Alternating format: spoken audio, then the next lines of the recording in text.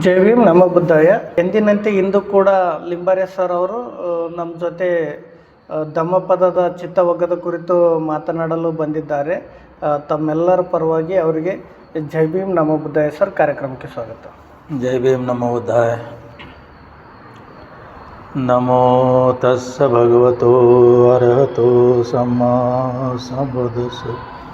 ತಥಾಗತ ಬುದ್ಧರು ತಮ್ಮ ಉಪದೇಶವನ್ನು 9 ಭಿನ್ನ ಭಿನ್ನ ಪ್ರಕಾರ ಅಂದರೆ 9 ಶೈಲಿಯಲ್ಲಿ ಅವರು ಉಪದೇಶವನ್ನು ಮಾಡಿದ್ದಾರೆ. ಯಾವಾಗ ತಥಾಗತರು ಉಪದೇಶ ಮಾಡೋ ಟೈಮ್ನಲ್ಲಿ ಭಿಕ್ಕುಗಳಿಗೆ ಅವರು ಕರೆಸಿ ಅವರು ಏನು ಹೇಳ್ತಾ ಇದ್ದಾರೋ, ಭಿಕ್ಕುಗಳೇ ಬನ್ನಿ, ನಾನು ನಿಮಗೆ ಬೋಧನೆ ಮಾಡ್ತೀನಿ, ಉಪದೇಶ ಮಾಡ್ತೀನಿ. ಆಮೇಲೆ ನನ್ನ ಉಪದೇಶವನ್ನು ನೀವು ಚಿತ್ತ ಇಟ್ಟು ಕೇಳಿರಿ ಅಂತ ಹೇಳ್ತಾಯಿದ್ರು. ಮನಸ್ಸಿಟ್ಟು ಕೇಳ್ರಿ ಅಂತ, ಮನಸ್ಸಿಟ್ಟು ಕೇಳಿರಿ ಅಂತ ಹೇಳ್ತಾಯಿದ್ರು. ಯಾಕಂದರೆ ಇವತ್ತು ಧಮ್ಮಪದದ ಚಿತ್ತವಗ್ಗ ಬಗ್ಗೆ ನಾವು ವಿವರಣೆ ಮಾಡ್ತಾಯಿದ್ದೇವೆ, ಡಿಸ್ಕಸ್ ಮಾಡ್ತಾಯಿದ್ದೇವೆ. ಅದಕ್ಕೆ ಬುದ್ಧರು ಹೇಳೋದು ಭಿಕ್ಕುಗಳಿಗೆ ಏನು, ಚಿತ್ತ ಇಟ್ಟು ಕೇಳ್ರಿ ಅಂತ ಹೇಳೋದು. ದ್ಯಾಟ್ ಮೀನ್ಸ್ ನಿಮ್ಮದು ಮನಸ್ಸು, ನಾನು ಉಪದೇಶ ಏನು ಮಾಡ್ತೀನಿ ಅದನ್ನು ಚಿತ್ತ ಇಟ್ಟು ಕೇಳ್ರಿ ಅಂತ ಹೇಳ್ತಾ ಇದ್ದಾರೆ. ಸರ್ ನೋವು ಹಂಗಂದ್ರೆ ಏನು ಸರ್? ಆ್ಯಕ್ಚುಲಿ ಇದು ನೋವು ಅಂದರೆ 9, ಹಂಗಂದರೆ ವಿಭಿನ್ನ ಶೈಲಿಗಳು. ಸೊ ಬುದ್ಧರು ತಮ್ಮ ಉಪದೇಶವನ್ನು ಬೇರೆ ಬೇರೆ ಶೈಲಿನಲ್ಲಿ ಹೇಳ್ತಾಯಿದ್ರು. ಉದಾಹರಣೆಗೆ ಸರ್? ಉದಾಹರಣೆ ಅಂದರೆ ಈಗ ಗಾಥಾ ಇದೆ, ಆಮೇಲೆ ಪದ್ಯದಲ್ಲಿ ಇದೆ, ಕಥೆಯಲ್ಲಿ ವೈಯಾಕರಣ ಇದೆ, ಆಮೇಲೆ ಸುತ್ತ ಇದೆ, ಅದ್ಭುತ ಧಮ್ಮ ಇದೆ, ಜಾತಕ ಇದೆ, ವೇದಲ್ಲಿದೆ. ಇದು ಎಲ್ಲ 9 ಶೈಲಿಗಳು. ಅದಕ್ಕೆ ನೋವು ಹಂಗಂತ ಹೇಳ್ತಾರೆ. ನೋವು ಹಂಗಂದರೆ 9. ಈಗ ಮನಸ್ಸು, ಚಿತ್ತ, ಆಮೇಲೆ ವಿಜ್ಞಾನ, ಈ 3 ಭಾಗಗಳೇನಿದೆಯಲ್ಲ, ಇದು ಮನಸ್ಸು, ಚಿತ್ತ, ವಿಜ್ಞಾನ ಇದು ಒಂದೇ, ಬೇರೆ ಬೇರೆ ಏನಿಲ್ಲ. ಹೆಸರು ಬೇರೆ ಬೇರೆ. ವಿಜ್ಞಾನ ಅನ್ನೋದು, ಚಿತ್ತ ಅನ್ನೋದು, ಮನಸ್ಸು ಅನ್ನೋದು ಹೆಸರು ಬೇರೆ, ಬಟ್ ಅದರದ್ದು ಮೀನಿಂಗ್ ಒಂದೇ. ಸರ್ ತಾವು ಹೇಳಿದ್ರಿ ಚಿತ್ತ, ಮನಸ್ಸು ಮತ್ತು ವಿಜ್ಞಾನ 3 ಕೂಡ ಒಂದೇ ಅಂತ ಹೇಳಿದ್ರಿ ಸರ್. ಅದು ಯಾವ ರೀತಿ ಒಂದೇ ಅನ್ನೋದನ್ನು ನಾವು ವಿವರಣೆ ಕೊಡ್ಬೋದಾ ಸರ್? ಈಗ ನೋಡಿ, ಮನಸ್ಸು, ಚಿತ್ತ, ಆಮೇಲೆ ವಿಜ್ಞಾನ ಅಂತ ಹೇಳ್ತಾರೆ. ಮನಸ್ಸು ಅಂದರೆ ನಾವು ಯಾವುದು ಮನನ ಮಾಡ್ತೀವಿ ಅದಕ್ಕೆ ಮನಸ್ಸು ಅಂತ ಹೇಳ್ತಾರೆ. ಮನನ ಯಾವ್ದು ಮಾಡ್ತೀವಿ, ಈಗ ಯಾರಾದರೂ ನಮಗೆ ಉಪದೇಶ ಕೊಟ್ಟರು, ಎಲ್ಲಾದರೂ ಹೋಗಿ ನಾವು ಕೇಳಿದ್ದೀವಿ, ಅದರ ಬಗ್ಗೆ ನಾವು ಮನನ ಮಾಡ್ತೀವಿ. ಸೊ ಅದಕ್ಕೆ ಮನಸ್ಸು ಅಂತ ಹೇಳ್ತಾರೆ. ಚಿತ್ತ ಅಂತ ಇದೆಯಲ್ಲ, ಚಿತ್ತ ಅಂದರೆ ಚಿಂತನೆ ಮಾಡೋದು. ಈಗ ಸಪೋಸ್ ನಾವು ಮೆಡಿಟೇಷನ್ ಕೂತ್ಕೊಂಡಿರ್ತೀವಿ, ಮೆಡಿಟೇಷನ್ ಕೂತ್ಕೊಂಡಿರುವಾಗ ನಾವು ಚಿಂತನೆ ಮಾಡ್ತೇವೆ. ಮೆಡಿಟೇಷನ್ ಅಂದರೆ ಮೈಂಡ್ ನಮಗೆ ಕಾನ್ಸಂಟ್ರೇಟ್ ಮಾಡೋ ಸಲುವಾಗಿ ನಾವು ಮೆಡಿಟೇಷನ್ ಕೊಡ್ತೀವಿ, ಯಾವುದೋ ಒಂದು ವಿಷಯಕ್ಕೆ ಕೊಡ್ತೇವೆ. ಹೌದು, ಆವಾಗ ನಾವು ಚಿಂತನೆ ಮಾಡ್ತೇವೆ. ಚಿಂತನೆ ಮಾಡಿದಾಗ ನಾವು ಪ್ರಜ್ಞೆ ಉದ್ಭವ ಆಗುತ್ತೆ, ಪ್ರಜ್ಞೆ ಬರುತ್ತೆ. ಈ ಚಿಂತನೆ ಮಾಡೋದು ಇದೆಯಲ್ಲ, ಅದಕ್ಕೆ ಚಿತ್ತ ಅಂತ ಕರೀತಾರೆ. ಆಮೇಲೆ ಈಗ ವಿಜ್ಞಾನ ಏನಂದರೆ, ಈಗ ವಿಜ್ಞಾನ ನಾವು ಯಾವುದಾರ ಒಂದು ವಸ್ತು ನೋಡ್ತೀವಿ, ಆ ವಸ್ತು ಕಂಡು ಹಿಡಿಯೋದು, ಅದರ ಬಗ್ಗೆ ನಮಗೆ ಅನುಭವ ಆಗೋದು, ಅದಕ್ಕೆ ವಿಜ್ಞಾನ ಅಂತ ಹೇಳ್ತಾರೆ. ಸೊ ಈ ವಸ್ತು ನೋಡೋದಕ್ಕೆ ಅದಕ್ಕೆ ನಾವು ನಮ್ಮ ಇಂದ್ರಿಯಗಳು ಅದರದ್ದು ಉಪಯೋಗ ಆಗತ್ತೆ. ನಾವು ಇಂದ್ರಿಯದ ಸಹಾಯದಿಂದ ನಮ್ಮ ಮನಸ್ಸಿನ ವಿಜ್ಞಾನದಿಂದ ನಾವು ವಿಜ್ಞಾನ ಅಂತ ಕರಿತೀವಿ. ಈಗ ಇದು ವಿಜ್ಞಾನ ಏನಿದೆಯಲ್ಲ, ವಿಜ್ಞಾನ ನಮ್ಮ ಇದರಲ್ಲಿ ಬೌದ್ಧ ಧರ್ಮದಲ್ಲಿ ವಿಜ್ಞಾನ ಸುತ್ತ ಪ್ರಕಾರ ಇದು 6 ಪ್ರಕಾರ ಇದೆ. ಸೊ 6 ವಿಜ್ಞಾನಗಳು ಇದೆ. ನಮ್ಮ ಇಂದ್ರಿಯ ಇದೆಯಲ್ಲ, 5 ಇಂದ್ರಿಯ ಇದೆ. 6ನೇದು ಒಂದು ಮನಸ್ಸು, ಅದು ಒಂದು ಇಂದ್ರಿಯ. ಸೊ ಈ 6 ಇಂದ್ರಿಯದಿಂದ ನಾವು ಯಾವುದನ್ನು ನೋಡ್ತೀವಿ, ಯಾವುದು ಅನುಭವ ಪಡ್ತೀವಿ, ಅದಕ್ಕೆ ಮನಸ್ಸು ಆಗಲಿ ಅಥವಾ ಚಿತ್ತ ಆಗಲಿ ಅಥವಾ ವಿಜ್ಞಾನ ಆಗಲಿ ಅಂತ ಕರೀತಾರೆ. ಸೊ ಸುತ್ತ ಪ್ರಕಾರ ಇದು 6 ವಿಜ್ಞಾನಗಳಿದೆ. ಆಮೇಲೆ ಅಭಿಧಮ್ಮ ಪ್ರಕಾರ ಇದು 89 ಪ್ರಕಾರಗಳಿದೆ. ಅಭಿಧಮ್ಮ ಪ್ರಕಾರದಲ್ಲಿ 89 ಇದೆಯಲ್ಲ, ಅದನ್ನು ಕಾಮವಚಾರ, ರೂಪವಚಾರ, ಅರೂಪವಚಾರ ಮತ್ತು ಲೋಕೋತ್ತರ, ಈ ಥರ ಈ ಭೂಮಿ ಏನಿದೆಯಲ್ಲ ಆ ಭೂಮಿ ಮೇಲೆ ಅದು ಡಿಸ್ಟಿಂಗ್ವಿಷ್ ಮಾಡಿದ್ದಾರೆ, ಅದು ಭಾಗ ಮಾಡಿದ್ದಾರೆ. ಯಾವುದೋ ನಮ್ಮ ಮನಸ್ಸು ಅಥವಾ ನಮ್ಮ ಚಿತ್ತ ಅಥವಾ ನಮ್ಮ ವಿಜ್ಞಾನ ಏನಿದೆಯಲ್ಲ, ಇದು ಅಭಿಧಮ್ಮ ಪ್ರಕಾರ ಅದನ್ನು 89 ಪ್ರಕಾರ ಅಂತ ಮಾಡಿದ್ದಾರೆ. ಸರಿ, ತಾವು ಹೇಳಿದ್ರಿ ಕಾಮವಾಚರ, ರೂಪವಾಚರ, ಅರೂಪವಾಚರ ಮತ್ತು ಲೋಕೋತ್ತರ ಅಂತ ಹೇಳಿ ಕಾನ್ಸೆಪ್ಟ್ 4 ಕಾನ್ಸೆಪ್ಟ್ಗಳಿಗೆ ಹೇಳಿದ್ರಿ ಸರ್. ಅದು ಅಭಿಧಮ್ಮ ಪ್ರಕಾರ. ಅಭಿಧಮ್ಮದ ಪ್ರಕಾರ ಅವುಗಳಂದ್ರೆ ಏನು ಸರ್? ಕಾಮವಾಚರ ಅಂದರೆ ನಮ್ಮ ಮನಸ್ಸು is roaming in the world of desire, ಇದಕ್ಕೆ ಕಾಮವಾಚರ ಅಂತ ಹೇಳ್ತಾರೆ ನಮ್ಮ ಮನಸ್ಸು. ಆಮೇಲೆ ರೂಪವಾಚರ ಇದೆಯಲ್ಲ, ರೂಪವಾಚರ ಯಾವುದೋ ಒಬ್ಬ ಧ್ಯಾನಿ ಯಾವುದೋ ಒಂದು ರೂಪ ತಗೊಂಡು, ಪೃಥ್ವಿ ರೂಪ ಆಗಲಿ, ಜಲ ರೂಪ ಆಗಲಿ, ವಾಯು ರೂಪ ಆಗಲಿ, ಅಗ್ನಿ ರೂಪ ಆಗಲಿ, ಆ ರೂಪದಲ್ಲಿ ಅವನ್ನ ನೋಡ್ತಾನೆ. ಅದು ರೂಪ ಇದೆಯಲ್ಲ, ಒಂದು ವಸ್ತುವಿನ ರೂಪ, ವಸ್ತು, ಆ ವಸ್ತು ನೋಡಿಕೊಂಡು ಧ್ಯಾನ ಮಾಡ್ತಾನೆ. ಆ ಧ್ಯಾನ ಕಾನ್ಷಿಯಸ್ ಏನಿದೆಯಲ್ಲ, ಅದು ಧ್ಯಾನ ಮನಸ್ಸು, ಅದಕ್ಕೆ ರೂಪವಾಚರ ಅಂತ ಹೇಳ್ತಾರೆ. ಈಗ ಅರೂಪವಾಚರ ಏನಿದೆಯಲ್ಲ, ಅರೂಪ ಅಂದರೆ ಯಾವುದೋ ರೂಪ ಇಲ್ಲದೆ, ರೂಪ ಇಲ್ಲದೆ ಯಾವುದಿದೆ? ಈಗ ಆಕಾಶ ಇದೆ, ಆಕಾಶ ಇದೆ, ವಿಜ್ಞಾನ ಇದೆ, ಅಕಿಂಚನ್ ಇದೆ, ಮತ್ತು ನೈವೇ ಸಜ್ಞ ನ ಸಜ್ಞ ಅಂತಿದೆ. ಈ 4 ಅರೂಪವಾಚರ ಅಂತಲೇ ಬರುತ್ತಾರೆ. ಯಾಕಂದರೆ ಇದಕ್ಕೆ ರೂಪ ಇಲ್ಲ. ಸೊ ಇದರ ಮೇಲೆ ಒಬ್ಬ ಧ್ಯಾನಿ, ಅದರ ಮೆಡಿಟೇಟರ್ ಇದರ ಮೇಲೆ ಧ್ಯಾನ ಮಾಡ್ತಾನೆ. ಅದು ಅರೂಪವಾಚರ ಧ್ಯಾನ. ಅರೂಪವಾಚರ ಧ್ಯಾನ ಅಂದರೆ ಆ ಅರೂಪ ಇರೋದ ಮೇಲೆ ಅವನು ಧ್ಯಾನ ಮಾಡೋದು, ಅವನ ಮೈಂಡ್ ಕಾನ್ಷಿಯಸ್ ಮನಸ್ಸು ಅದರ ಮೇಲೆ ಇಟ್ಟು ಅವನು ಧ್ಯಾನ ಮಾಡ್ತಾನೆ. ಅದಕ್ಕೆ ಅರೂಪವಾಚರ ಧ್ಯಾನ ಅಂತ ಹೇಳ್ತಾರೆ. ಆಮೇಲೆ ನೀವು ಕೇಳಿದಿರಿ ಲೋಕೋತ್ತರ ಅಂತ. ಸೊ ಲೋಕೋತ್ತರ ಅದು ಧ್ಯಾನ, ಅದು ಮೋಸ್ಟ್ಲಿ ಇದು ಬರೋದು ಆರ್ಯ ಶ್ರಾವಕ ಅಂತ ಬರ್ತಾರೆ. 4 ಆರ್ಯ ಶ್ರಾವಕ ಇದೆ ನಮ್ಮ ಬೌದ್ಧ ಧರ್ಮದಲ್ಲಿ. ಅದು ಸ್ವತಃಪನ, ಸಕದಾಗಾಮಿ, ಅನಾಗಾಮಿ ಮತ್ತು ಅರ್ಹತ.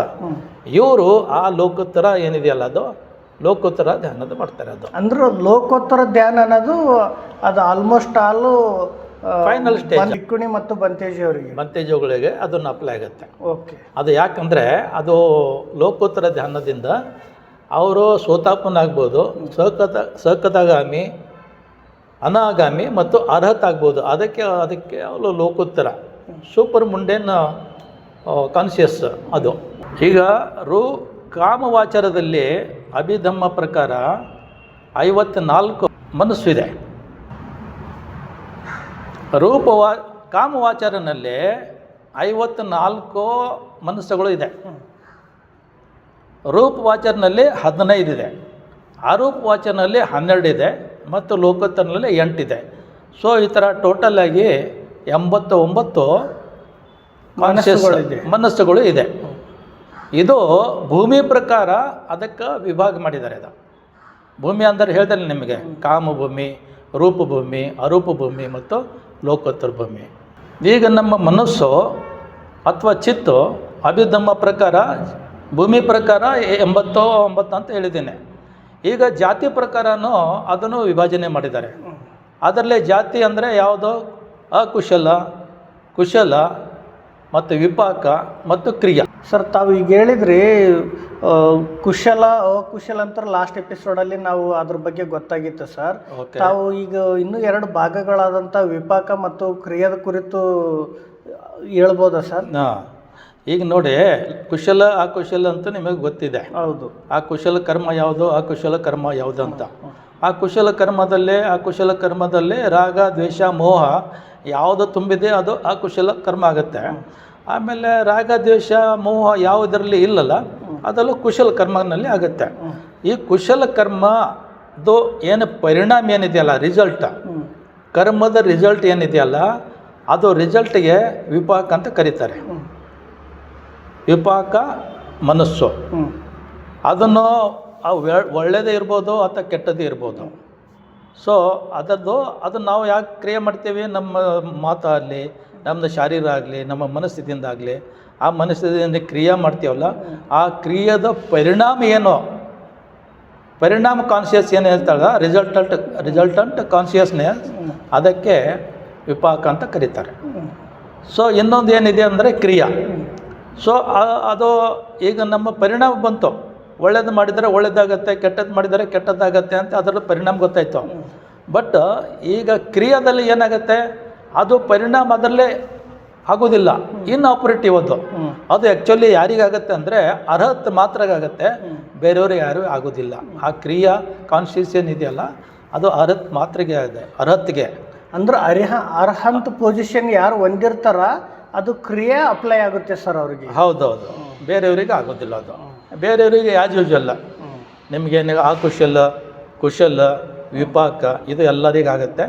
ಕ್ರಿಯೆ ಮಾತ್ರ ಅರ್ಹತೆಗೆ ಮಾತ್ರ ಅಪ್ಲೈ ಆಗುತ್ತೆ. ಇದು 4 ಭಾಗಗಳು.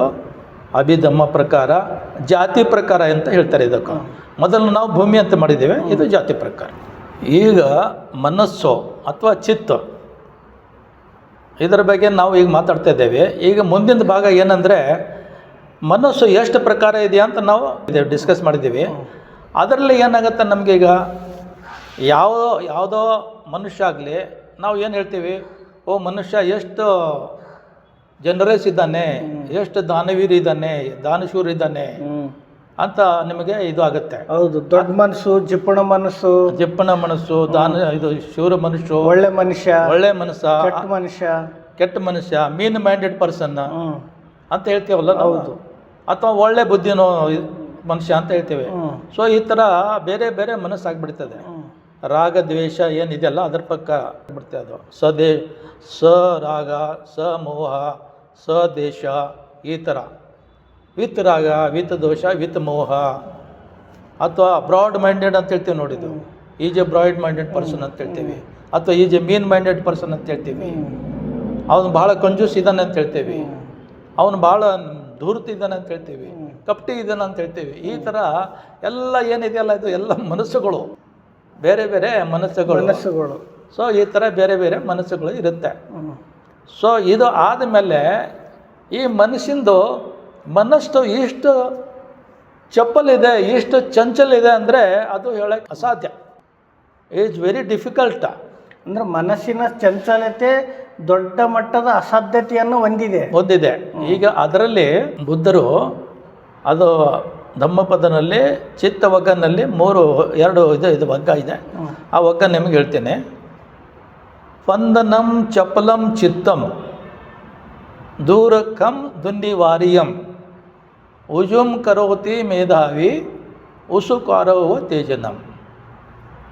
ಅಂದರೆ ಸರ್ ಆ ಥರ ಅಂದರೆ ಏನಂದರೆ ಸ್ಪಂದನಂ ಚಪಲಂ ಚಿತ್ತಂ, ಚಿತ್ತದ ಒಂದು ಸ್ವಭಾವ ಇದೆ.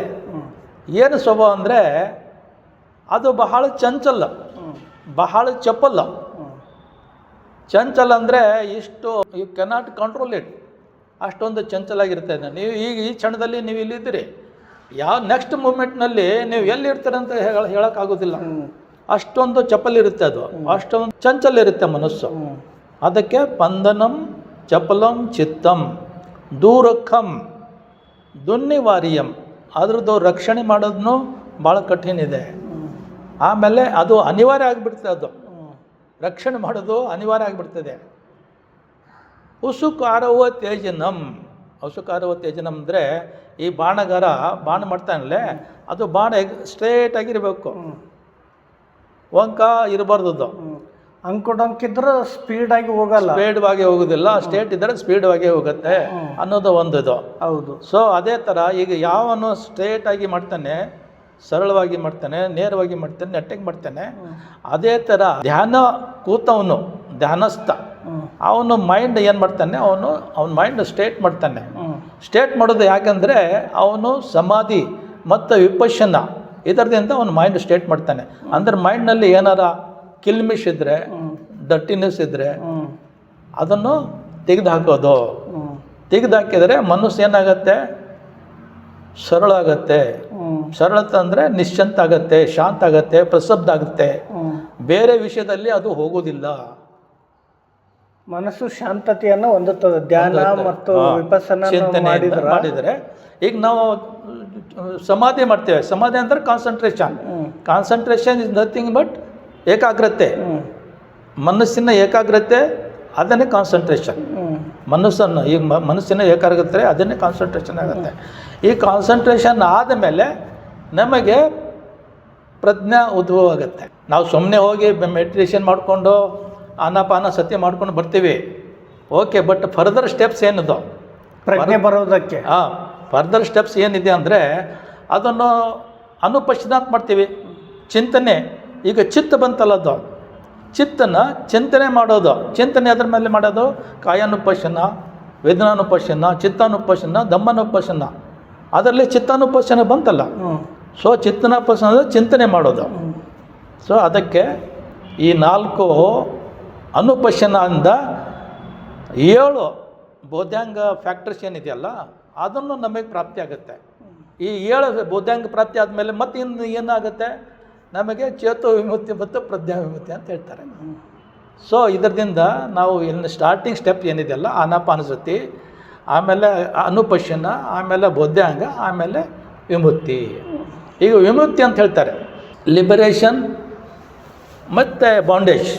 ಬಾಂಡೇಜ್ ಮತ್ತು ಲಿಬರೇಷನ್ ಏನು, ಅದು ಎದರ ಮೇಲೆ ಡಿಪೆಂಡ್ ಆಗಿದೆ, ಅದು ಮನಸ್ಸಿನ ಮೇಲೆ ಡಿಪೆಂಡ್ ಆಗುತ್ತೆ.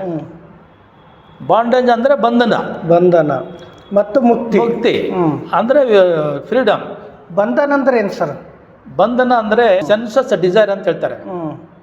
ಸೆನ್ಸಸ್ ಡಿಸೈರ್ನಲ್ಲಿ ಇಂದ್ರಿಯ ಆಶೆ ಆಕಾಂಕ್ಷೆಯಲ್ಲಿ ನಮ್ಮ ಮನಸ್ಸು ಇಂದ್ರಿಯ ಜೊತೆ ಸಿಕ್ಕಾಕಿಕೊಂಡಿದ್ರೆ ಅದನ್ನು ಬಂಧನ ಅಂತ ಇದೆ.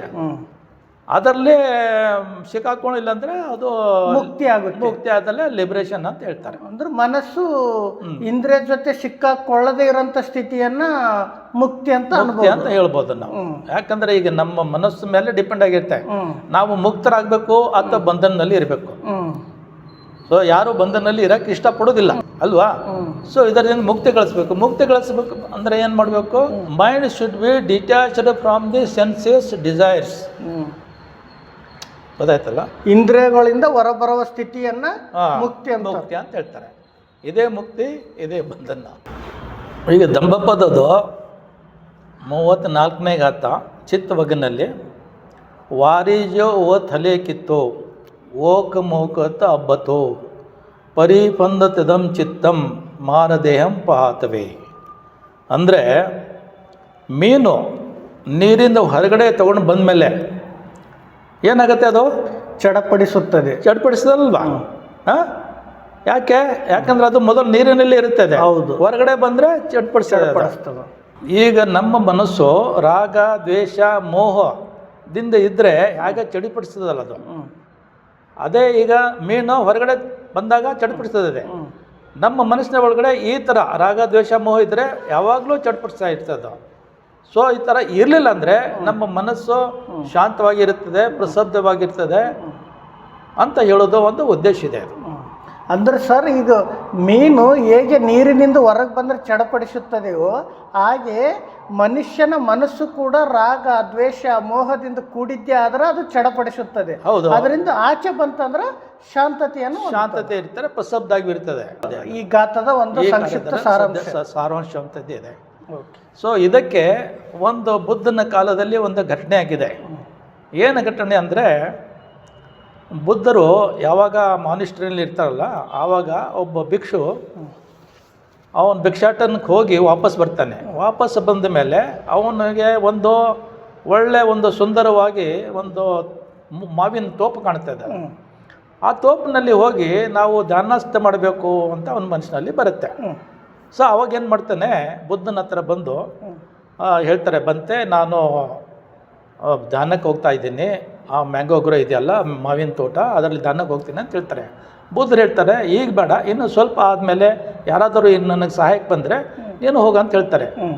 ಆದ್ರೂ ಅವನು ಕೇಳೋದಿಲ್ಲ. ಅವನೇನು ಮಾಡ್ತಾನೆ, ಇನ್ನೊಂದು ಸಲ ಅವನು ರಿಕ್ವೆಸ್ಟ್ ಮಾಡ್ತಾನೆ. ಬುದ್ಧರು ಹೇಳ್ತಾರೆ ಬೇಡ ಅಂತ ಹೇಳ್ತಾರೆ. 3ನೇ ಸಲವೇ ಕೇಳ್ತಾನೆ. ಅವಾಗ ಬುದ್ಧರು ಆಯ್ತು ಹೋಗಿ ಅಂತ ಕಳಿಸ್ಕೊಡ್ತಾರೆ. ಸೊ ಅವನು ಮೇಗೆಯ ಆ ಭಿಕ್ಷುಕ ಏನು ಮಾಡ್ತಾನೆ, ಬುದ್ಧರಿಗೆ ಇಲ್ಲಿ ಮನುಷ್ಯರಲ್ಲಿ ಒಬ್ಬರೇ ಕೂಡಿಸ್ಬಿಟ್ಟು ಅವನು ಧ್ಯಾನಸ್ಥಕ್ಕೆ ಹೋಗ್ತಾನೆ. ಅಲ್ಲಿ ಮಾವಿನ ತೋಟಕ್ಕೆ ಅಲ್ಲಿ ಧ್ಯಾನ ಮಾಡ್ಲಿಕ್ಕೆ ಹೋಗ್ತಾನೆ. ಸೊ ಹೋಗಿ ಅಲ್ಲಿ ಕೂತ್ಕೊಂಡು ಬಿಡ್ತಾನೆ ಧ್ಯಾನಸ್ಥಕ್ಕೆ, ಮರದ ಕೆಳಗಡೆ ಕೂತ್ಕೊಂಡು ಬಿಡ್ತಾನೆ. ಸೊ ಬೆಳಗ್ಗೆಯಿಂದ ಸಾಯಂಕಾಲವರೆಗೂ ಅಲ್ಲಿ ಧ್ಯಾನಸ್ಥಕ್ಕೆ ಕೂತ್ಕೊಂಡು ಬಿಡ್ತಾನೆ. ಆದ್ರೂ ಅವನಿಗೆ ಧ್ಯಾನನೇ ಆಗೋದಿಲ್ಲ. ಯಾಕೆ ಆಗೋದಿಲ್ಲ? ಯಾಕಂದ್ರೆ ಅವನು ಧ್ಯಾನದ ಮೇಲೆ ಒಂದು ಗಮನ ಇಲ್ಲ, ಕಾನ್ಸಂಟ್ರೇಟ್ ಮಾಡೋದಿಲ್ಲ. ಅವನು ಧ್ಯಾನ ಇರೋದು ಬೇರೆ ಕಡೆ ಇರ್ತದೆ. ಎದ್ರ ಮೇಲೆ ಸರ್ ಅವ್ರ ಧ್ಯಾನ? ಅದು ಮೋಹ ಆಗಲಿ, ದ್ವೇಷ ಆಗಲಿ, ಲೋಭ ಆಗಲಿ, ಮತ್ತು ಏನೇನೋ ವಿಚಾರಗಳು ಅವನ ಮನಸ್ಸಿನಲ್ಲಿ ಬರುತ್ತೆ. ಹಾಗಾಗಿ ಅವ್ರದ್ದು ಧ್ಯಾನ ಸರಿಯಾಗಲ್ಲ, ಸರಿಯಾಗಿ ಆಗುದಿಲ್ಲ. ಕೆಟ್ಟ ಮನಸ್ಸಿನ ಇದು ಯೋಚನೆಗಳು ಬರುತ್ತೆ, ಧ್ಯಾನ ಸರಿಯಾಗಿ ಆಗುದಿಲ್ಲ. ಆವಾಗ ಅವನು ಮತ್ತೆ ಪುನಃ ಸಾಯಂಕಾಲ ಎದ್ದು ಬುದ್ಧನ ಹತ್ರ ಬರ್ತಾನೆ. ಬುದ್ಧ ಹತ್ರ ಬಂದ್ಬಿಟ್ಟು ಅವನ್ನ ಎಲ್ಲ ನಮಸ್ಕಾರ ಮಾಡಿ ಕೈ ಜೋಡಿಸಿ ಬುದ್ಧರಿಗೆ ಹೇಳ್ತಾರೆ, ಬಂತೆ ನಾನು ಬೆಳಗ್ಗೆಯಿಂದ ಸಾಯಂಕಾಲವರೆಗೂ ಮರದ ಕೆಳಗಡೆ ಕೂತ್ಕೊಂಡು ಧ್ಯಾನ ಮಾಡ್ತಾ ಇದ್ದೀನಿ, ಅದು ನನಗೆ ಧ್ಯಾನ ಆಗಲಿಲ್ಲ ಅಂತ ಹೇಳ್ತಾನೆ. ಅವಾಗ ಬುದ್ಧರು ಹೇಳ್ತಾರೆ, ನೀವು ಮಾಡಿದ್ದು ಭಾಳ ತಪ್ಪು, ನೀವು ಹೋಗ್ಲೇಬಾರ್ದಾಗತ್ತೋ. ಯಾಕಂದರೆ ನಿನ್ನ ಮನಸ್ಸು ಕಾನ್ಸಂಟ್ರೇಟ್ ಮಾಡಬೇಕಾಗಿತ್ತು, ನೀನು ಏಕಾಗ್ರತೆ ಮಾಡಬೇಕಾಗಿತ್ತು, ನೀ ಏಕಾಗ್ರತೆ ಮಾಡಿಲ್ಲ.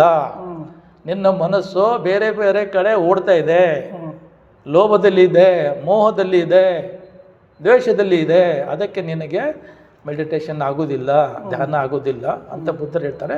ಆವಾಗ ಅವರು ಭಿಕ್ಷುಕರು ಬುದ್ಧರ ಹತ್ರ ಕ್ಷಮೆ ಕೇಳಿ ಮತ್ತೆ ಪುನಃ ಧ್ಯಾನಕ್ಕೆ ಹೋಗಿ ಕೂತ್ಕೊಂಡು ಸಮಾಧಿ ಸ್ಥಿತಿಯನ್ನು ಪಡಿತಾರೆ. ಸೊ ಇದು ಒಂದು ಕತೆ. ಆವಾಗ ಬುದ್ಧರು ಹೇಳ್ತಾರೆ, ಬಂಧನಂ ಚಪಲಂ ಚಿತ್ತಂ ದೂರಖಂ ದುರ್ನಿವಾರ್ಯಂ ಉಜುಂ ಕರೋತಿ ಮೇಧಾವಿ ಉಸುಕು ಆರೋಹ ತೇಜನಂ. ಅಂದರೆ ಮನಸ್ಸು ಇಷ್ಟೊಂದು ಚಂಚಲಿದೆ, ಚಪಲಿದೆ, ಅದಕ್ಕೆ ರಕ್ಷಣೆ ಮಾಡೋದು ಭಾಳ ಕಷ್ಟ ಇದೆ, ಅದು ಭಾಳ ಅನಿವಾರ್ಯ ಆಗಿಬಿಡ್ತದೆ. ಯಾವ ಬುದ್ಧಿವಂತ, ಯಾವ ಮೇಧಾವಿ ತಮ್ಮ ಮನಸ್ಸನ್ನು ಕಂಟ್ರೋಲ್ ಮಾಡ್ತಾನೆ, ಅವನ ಮನಸ್ಸು ಪ್ರಸನ್ನವಾಗಿ ಇರುತ್ತೆ. ಅದಕ್ಕೆ ನಾವು ಏನು ಮಾಡಬೇಕು, ನಮ್ಮ ಮನಸ್ಸಿಗೆ ಕಂಟ್ರೋಲ್ನಲ್ಲಿ ಇಡಬೇಕು ಅನ್ನೋದು ಅವರು ಈ ಒಂದು ಗಾತೆ ಹೇಳ್ತಾನೆ. ಅದು ಒಂದು ಎರಡನೇ ಗಾತೆ ಹೇಳ್ತಾಳೆ, ಯಾವಾಗ ಮೀನು ನೀವು ಹೊರಗಡೆ ತಗೊಂಡು ಬಂದಾಗ ಅದು ಹೇಗೆ ಚಡ್ಪಡಿಸ್ತಲ್ಲ, ಅದೇ ಥರ ನಮ್ಮ ಮನಸ್ಸು ರಾಗ ದ್ವೇಷ ಮೋಹನಲ್ಲಿ ಇದ್ದರೆ ಚಡ್ಪಡಿಸ್ತದೆ ಅದು. ಸೊ ಅದನ್ನು ತೆಗೆದುಹಾಕಬೇಕು. ತೆಗೆದುಹಾಕ್ಬಿಟ್ರೆ ನಮ್ಮ ಮನಸ್ಸು ಶಾಂತ ಆಗುತ್ತೆ, ಪ್ರಸನ್ನ ಆಗುತ್ತೆ, ನಮ್ಮ ಚಿತ್ತ ಪ್ರಸನ್ನ ಆಗುತ್ತೆ ಅಂತ ಬುದ್ಧರು ಹೇಳ್ತಾರೆ. ಬುದ್ಧರು ಯಾವಾಗಲೂ ಹೇಳ್ತಾರೆ ತಮ್ಮ ಬೋಧನೆ ಮಾಡುವಾಗ, ಬನ್ನಿ ಭಿಕ್ಕುಗಳೇ, ನಾನು ಉಪದೇಶ ಮಾಡ್ತಾ ಇದ್ದೀನಿ, ನಿಮ್ಮ ಮನಸ್ಸು ಚಿತ್ತ ಇಟ್ಟು ಕೇಳಿರಿ ಅಂತ ಹೇಳ್ತಾರೆ. ಅಂದ್ರೆ ಸೊ ಮನಸ್ಸದು ಎಷ್ಟು ಮಹತ್ವ ಇದೆ, ಅದು ಎಷ್ಟು ವಿಶಾಲ ಇದೆ ಮನಸ್ಸು, ಎಷ್ಟು ಡೀಪೆಸ್ಟ್ ಇದೆ ಅನ್ನೋದು. ಯಾಕಂದರೆ ಈ ಬೌದ್ಧ ಧರ್ಮ ಏನಿದೆಯಲ್ಲ, ಬೌದ್ಧ ಧರ್ಮ ಕಂಪ್ಲೀಟ್ವಾಗಿ ಸಂಪೂರ್ಣವಾಗಿ ಈ ಮನಸ್ಸು ಮೇಲೆ ನಿಂತಿದೆ, ಬೇರೆ ಎದರ ಮೇಲೆ ನಿಂತಿಲ್ಲ. ಸೊ ಅದಕ್ಕೆ ಬುದ್ಧರು ಈ ಮನಸ್ಸಿನ ಎಷ್ಟು ಶ್ರೇಷ್ಠತೆ ಇದೆ ಅಂತ ಅದರ ಬಗ್ಗೆ ಹೇಳ್ತಾರೆ. ಈ ಇನ್ನಷ್ಟು ಹೇಳಬೇಕಂದ್ರೆ ಭಾಳಷ್ಟಿದೆ ಇನ್ನೂ, ಬಟ್ ಆದರೆ ಸಮಯ ಅಭಾವದಿಂದ ನಾವು ಜಾಸ್ತಿ ಒಂದು ಡಿಸ್ಕಷನ್ ಮಾಡೋಕ್ಕಾಗೋದಿಲ್ಲ. ಸರ್, ಹೆಚ್ಚಿನ ಮಾಹಿತಿ ಯಾವ ಪುಸ್ತಕದಲ್ಲಿ ಓದಿಕೊಂಡು ತಿಳ್ಕೊಬೋದು ಸರ್ ನಮ್ಮ ವೀಕ್ಷಕರು? ಇದನ್ನು ನಿಮ್ಮ ಧಮ್ಮಪದ ಐತೆ, ಧಮ್ಮಪದಲ್ಲಿ ಓದ್ಬೋದು. ಇನ್ನೊಂದು ಏನಂದರೆ, ನೀವು ಬರೇ ಧಮ್ಮಪದ ಓದಿದ್ರೆ ನಿಮಗೆ ಅಷ್ಟು ಅರ್ಥ ಆಗೋದಿಲ್ಲ. ಯಾಕಂದರೆ ಅದು ಒಂದಕ್ಕೆ ಒಂದು ಲಿಂಕ್ ಇದೆ, ಒಂದಕ್ಕೊಂದು ಲಿಂಕ್ ಇದೆ. ಧಮ್ಮಪದ ಅಂದರೆ ಎಲ್ಲ ಸೂತ್ರದ ಸಾರ್ ಅದರಲ್ಲಿ ಇದೆ ಧಮ್ಮಪದನಲ್ಲಿ. ಈಗ ನೀವು ಎಲ್ಲ ಪೀಠಕ ಓದಿದರೆ ಮಾತ್ರ ನಿಮಗೆ ಧಮ್ಮಪದ ಅರ್ಥ ಆಗುತ್ತೆ, ಇಲ್ಲದ್ರೆ ಅರ್ಥ ಆಗೋದಿಲ್ಲ. ಈಗ ಒಂದು ಉದಾಹರಣೆಗಾಗಿ ಲಾಸ್ಟ್ ಬುದ್ಧ ಏನು ಹೇಳಿದ್ರು ಅವರಿಗೆ, ಉಸುಕಾರ ಓ ತೇಜನಂ ಅಂತ ಹೇಳ್ತಾರೆ. ಉಸುಕಾರ ಓ ತೇಜನಂ ಅಂತ ಹೇಳ್ತಾರೆ. ಉಸುಕ ಅಂದರೆ ಬಿಲ್ಲುಗಾರ ಹೇಗೆ ಬಾಣ ಸ್ಟ್ರೇಟ್ ಮಾಡ್ತಾನೆ, ಅದೇ ಥರ ಅವನು ಒಂದು ಬುದ್ಧಿವಂತ ಮನುಷ್ಯ ತಮ್ಮ ಬುದ್ಧಿ ಏನು ಇದೆಯಲ್ಲ ಸ್ಟ್ರೇಟ್ ಆಗಿರ್ಬೇಕು. ಸ್ಟ್ರೇಟ್ ಅಂದರೆ ಯಾವುದೇ ಕಲ್ಮೇಶ್ ಇರಬಾರ್ದು ಮನಸ್ಸಿನಲ್ಲಿ, ಆ ಥರ ತೆಗೆದುಬಿಟ್ರೆ ಸ್ಟ್ರೇಟ್ ಆಗುತ್ತೆ, ಅಂತ ಕಾನ್ಸಂಟ್ರೇಟೆಡ್ ಆಗುತ್ತೆ ಅಂತ ಹೇಳೋದು. ಈಗ ಬೇರೆ ಬೇರೆ ಪ್ರಕಾರ ಇದು ಇದೆ, ನಮ್ಮ ಲಿಟ್ರೇಚರ್ ಇದೆ. ಈಗ ಸುತ್ತ ಪಿಟಕ್ಕಿದೆ, ಅಭಿಧಮ್ಮ ಪಿಟಕ್ಕಿದೆ, ವಿನಯ ಪೀಠಕ್ಕಿದೆ. ಈ ಪೀಠಕ್ಕೆ ಓದಿದರೆ ಅರ್ಥ ಆಗುತ್ತೆ. ಈ ಪೀಠಕ 3 ಪೀಠಕನ್ನು ಓದಿದ್ರೆ ಸ್ಪಷ್ಟವಾಗಿ ಧಮ್ಮವನ್ನು ಅರ್ಥ ಮಾಡಿಕೊಳ್ಬೋದು. ಧಮ್ಮ ಅರ್ಥ. ಈ ವಿನಯ ಪೀಠಕ, ಅಭಿಧಮ್ಮ ಪೀಠಕ ಮತ್ತು ಸುತ್ತ ಪೀಠಕ ಓದಲಾರ್ದೇ ಧಮ್ಮ ಪದ ಓದಿದ್ರೆ ಅರ್ಥ ಆಗೋದಿಲ್ಲ. ಅರ್ಥ ಅಂದರೆ ಅದರಲ್ಲಿ ಮೀನಿಂಗ್ ಭಾಳ ಡೀಪ್ ಇದೆ, ಹಂಗಾಗಿ ಸ್ಪಷ್ಟತೆ ಬರಲ್ಲ, ನಮಗೆ ಸ್ಪಷ್ಟನೆ ಬರೋದಿಲ್ಲ ಅದರಲ್ಲಿ. ಈ ಇವು 3 ಪೀಠಕಗಳನ್ನು ಓದಿ ಧಮ್ಮ ಪದ ಓದಿದ್ರೆ ಸ್ಪಷ್ಟವಾಗಿ ಕ್ಲಿಯರ್ ಆಗಿ ನಿಮಗೆ ಅರ್ಥ ಆಗುತ್ತೆ. ಯಾಕಂದ್ರೆ ಬರೀ ಧಮ್ಮ ಪದನೇ ಓದ್ತೀನಿ ನಾನು ಇದು ಮಾಡ್ತೀನಿ ಅಂದರೆ ಓದ್ಬೋದು, ತಿಳ್ಕೊಬೋದು. ಬಟ್ ನಿಮಗೆ ಡೀಪೆಸ್ಟ್ ಹೋಗ್ಬೇಕಾದ್ರೆ ನೀವು ಸಮುದ್ರದ ಬುಡಕ್ಕೆ ಹೋಗಬೇಕಾದ್ರೆ ನೀವು ಎಲ್ಲ ಪೀಠಕ್ಕಾಗಲೇ ಓದಿದರೆ ನಿಮಗೆ ಎಲ್ಲ ಕ್ಲಿಯರಾಗಿ ಇವರ ಕ್ಲಾರಿಟಿ ನಿಮಗೆ ಬಂದುಬಿಡುತ್ತೆ. ಅದು ಸಂಪೂರ್ಣ ಕ್ಲಾರಿಟಿ ಬಂದುಬಿಡುತ್ತೆ. ಅದು ಅಂದರೆ ದಮ್ಮಪದ ಓದಿದರೂ ಕೂಡ ಅರ್ಥ ಆಗುತ್ತೆ. ಆದರೆ ಅದರದ್ದು ಒಳ ಅರ್ಥನೂ ಗೊತ್ತಾಗಬೇಕಂದ್ರೆ ಇವು 3 ಪೀಠಕಗಳು ಅದು ಓದಿದ್ರೆ ಅರ್ಥ ಆಗುತ್ತೆ. ಹೌದು, ಸ್ಪಷ್ಟವಾಗಿ ಅರ್ಥ ಆಗುತ್ತೆ ಅಂತ ತಾವು ಹೇಳ್ತಾ ಇದ್ದೀರಿ ಸರ್. ಯಾಕಂದರೆ ಅಲ್ಲಿ ಕೆಲವು ಶಬ್ದಗಳಿದೆ. ಆ ಶಬ್ದ ನೀವು ಓದ್ತಿರಲ್ಲ, ಬಟ್ ನಿಮಗೆ ಅರ್ಥ ಆಗಬೇಕಲ್ಲ. ಅಂದ್ರೆ ಸ್ವಲ್ಪ ಡಿಫ್ರೆಂಟ್ ಟರ್ಮಿನಾಲಜಿ ಇದೆ. ಮತ್ತು ಅಲ್ಲಿ ಏನಿದೆ, ಅವರು ಬುದ್ಧರು ಒಂದು ಎಕ್ಸಾಂಪಲ್ ಕೊಡ್ತಾರೆ, ಉದಾಹರಣೆ ಕೊಡ್ತಾರೆ. ಸುಮ್ಮನೆ ಹಾಗೆ ಹೇಳಿಲ್ಲ ಅವರು. ಈಗ ಉಷುಕಾರವೋ ತೇಜನಂ ಇತ್ತಳೆ, ಅದರದ್ದು ಒಂದು ಉದಾಹರಣೆ ಕೊಡ್ತಾರಲ್ಲ. ಅಂದರೆ ಅವನು ಹೇಗೆ ಬಾಣ ಸ್ಟ್ರೇಟ್ ಮಾಡ್ತಾನೆ, ಸರಳವಾಗಿ ಮಾಡ್ತಾನೆ, ಅದೇ ಥರ ನಮ್ಮ ಬುದ್ಧಿಯನ್ನು ಸ್ಟ್ರೇಟ್ ಮಾಡ್ಬೇಕಂತ ಹೇಳ್ತಾರೆ. ಬಟ್ ಅಷ್ಟೇ ಹೇಳ್ತಾರೆ ಅವರು. ಬಟ್ ಬುದ್ಧಿಯನ್ನು ಹೇಗೆ ಸ್ಟ್ರೇಟ್ ಮಾಡಬೇಕು ಅದರಲ್ಲಿ ಬರೋದಿಲ್ಲ, ಎಕ್ಸ್ಪ್ಲನೇಷನ್ ಇಲ್ಲ. ಅದರಲ್ಲಿ ಹೇಗೆ ಮಾಡ್ಬೇಕು ನಾವು? ನಮ್ಮ ಸಮಾಧಿಯಿಂದ, ನಮ್ಮ ವಿಪಶ್ಯನ ಅಂತ ಹೇಳ್ತಿಲ್ಲ ನಾವು, ಅದರಿಂದ ಸ್ಟೇಟ್ ಮಾಡಬೇಕು. ಈ ವಿಪಶ್ಯನಂದ ಮಾಡ್ರಿ ಅಥವಾ ಸಮಾಧಿಯಿಂದ ಮಾಡ್ರಿ ಅಂತ ಅಲ್ಲಿ ಇಲ್ಲ. ಬಟ್ ನಾವು ಬೇರೆ ಪುಸ್ತಕ ಓದಿದ್ರೆ, ಪೀಠಕದಲ್ಲಿ ಓದಿದ್ರೆ ನಮಗೆ ಕ್ಲಿಯರ್ ಆಗಿ ಗೊತ್ತಾಗುತ್ತೆ ವಿಪಶ್ಯನ ಅಂದ್ರೆ ಏನು, ವಿಪಶ್ಯನ ಅಂದ್ರೆ ಏನು. ಆಕ್ಚುಲಿ ಬೇರೆ ಜನರು ಏನು ತಿಳ್ಕೊತಾರೆ, ವಿಪಶ್ಯನ ಅಂದ್ರೆ ಧ್ಯಾನ ತಿಳ್ಕೊತಾರೆ. ಬಟ್ ಆಕ್ಚುಲಿ ವಿಪಶ್ಯನ ಅಂದ್ರೆ ಧ್ಯಾನ ಅಲ್ಲ. ವಿಪಶ್ಯನ ಅಂದ್ರೆ ಧ್ಯಾನ. ಭಗವಾನ್ ಬುದ್ಧರು ಹೇಳಿದ್ದು ಅಷ್ಟಾಂಗ ಮಾರ್ಕ್ ಏನು ಹೇಳ್ತಾರಲ್ಲ, ಮೊರಾಲಿಟಿ ಮತ್ತು ಕಾನ್ಸಂಟ್ರೇಷನ್ ಮತ್ತು ಇದು ವಿಜ್ಡಮ್. ಈ ಕಾನ್ಸಂಟ್ರೇಷನ್ ಅಂಡ್ ವಿಜ್ಡಮ್. ಕಾನ್ಸಂಟ್ರೇಷನ್ ಅಂದರೆ ಸಮಾಧಿ, ವಿಜ್ಡಮ್ ಅಂದರೆ ವಿಪಶ್ಯನ, ವಿಜ್ಞಮ್. ಸೊ ಈ ಥರ 3 ಒಂದ್ರ ಮೇಲೆ ಒಂದು ಡಿಪೆಂಡ್ ಆಗಿರ್ತದೆ. ಅದಕ್ಕೆ ನೀವು ಏನು ಬರೇ ಅಷ್ಟಾಂಗಿ ಮಾರ್ಕ್ ಅಂತ ಹೇಳ್ತೀರಾ, ಅಷ್ಟಾಂಗಿ ಮಾರ್ಕ್ನಲ್ಲಿ 3 ಭಾಗ ಮಾಡಿದ್ದಾರೆ. 3 ಭಾಗದಲ್ಲಿ ಈಗ ವಿಪಶ್ಯನ ಮತ್ತು ಸಮಾಧಿ ಇದು ಆಗಬೇಕು ಅಂತ ಬುದ್ಧರು ಹೇಳ್ತಾರೆ. ಈಗ ಇಷ್ಟು ಡೀಪ್ ನಾಲೆಜ್ ನಿಮಗೆ ಬರಬೇಕಾದ್ರೆ ನೀವೆಲ್ಲ ತ್ರಿಪಿಟಕಗಳು ಓದಬೇಕಾಗುತ್ತೆ. ತ್ರಿಪಿಟಕ ಓದಿ ದಮ್ಮಪದಕ್ಕೆ ಬಂದ್ರೆ ಸ್ಪಷ್ಟವಾಗಿ ಅರ್ಥ ಆಗುತ್ತೆ. ಇಲ್ಲದ್ರೆ ನಾವು 4-6 ಸತ್ಯ ಹೇಳ್ತೀವಿ, ಅಷ್ಟಾಂಗಿಕ ಮಾರ್ಗ ಹೇಳ್ತೀವಿ, ಅಷ್ಟರ ಮೇಲೆ ಆಮೇಲೆ ಮಾರಲಿಟಿ ಆಗಲಿ, ಶೀಲ ಆಗಲಿ, ಸಮಾಧಿ ಆಗಲಿ, ಪ್ರಜ್ಞೆ ಆಗಲಿ, ಇಷ್ಟು ಹೇಳ್ತೀವಿ. ಬಟ್ ನೀವು ಡಿಟೇಲ್ ಆಗಿ ಹೋಗ್ಬೇಕಂದ್ರೆ ಈಗ ಸಮಾಧಿ ಲಾಸ್ಟ್ ಟೈಮ್ ನಿಮಗೆ ಹೇಳಿದ್ದೇನೆ, 40 ಪ್ರಕಾರದ ಸಮಾಧಿ ಇದೆ ಅಂತ ಹೇಳಿದ್ದೇನೆ ಅಲ್ವಾ? ಹೌದು ಸರ್. ಸೊ ಅಷ್ಟು ಪ್ರಕಾರ ನಾವು ಮಾಡಬೇಕಲ್ವಾ? ಈಗ 40 ಪ್ರಕಾರದ ಸಮಾಧಿ ಯಾವುದಿದೆ ಅಂತ ಹೇಳಬೇಕಾದ್ರೆ ನೀವು ವಿಶುದ್ಧಿ ಮಗ ಓದಬೇಕಾಗತ್ತೆ. ಆ ವಿಶುದ್ಧಿ ಮಗ ಓದಿದ್ರೆ ನಿಮಗೆ 40 ಸ್ಪಷ್ಟವಾಗಿ ಅರ್ಥ ಆಗುತ್ತೆ. ಇಲ್ಲ ಅಂದ್ರೆ ದಮ್ಮಪದ ಓದಿದ್ರೆ ಅದು ಒಂದು ಸರಳವಾಗಿ ಅರ್ಥ ಆಗುತ್ತೆ ಅಷ್ಟೇ. ಅರ್ಥ ಆಗುತ್ತೆ, ಇಲ್ಲ ಅಂತ ಹೇಳ ಆಗೋದಿಲ್ಲ. ಗೊತ್ತಾಗತ್ರು ದಮ್ಮಪದದ 33 ಮತ್ತು 34ನೇ ಗಾಥವನ್ನು ಸರ್ ಅವರು ಹೇಳಿದರು. ಅದು ಮೈಂಡ್ ಮೇಲೆ ಇತ್ತು. ಅದು ಮನಸ್ಸು ಯಾವ ಥರ ಇದೆ, ಯಾವ ಥರ ಕೆಲಸ ಮಾಡುತ್ತೆ, ಹೇಗಿರುತ್ತೆ ಅನ್ನೋದ್ರ ಕುರಿತು ಅವರು ಭಾಳ ಸ್ಪಷ್ಟವಾಗಿ ನಮ್ಮೆಲ್ಲ ವೀಕ್ಷಕರಿಗೆ ತಿಳಿಸಿಕೊಟ್ಟರು.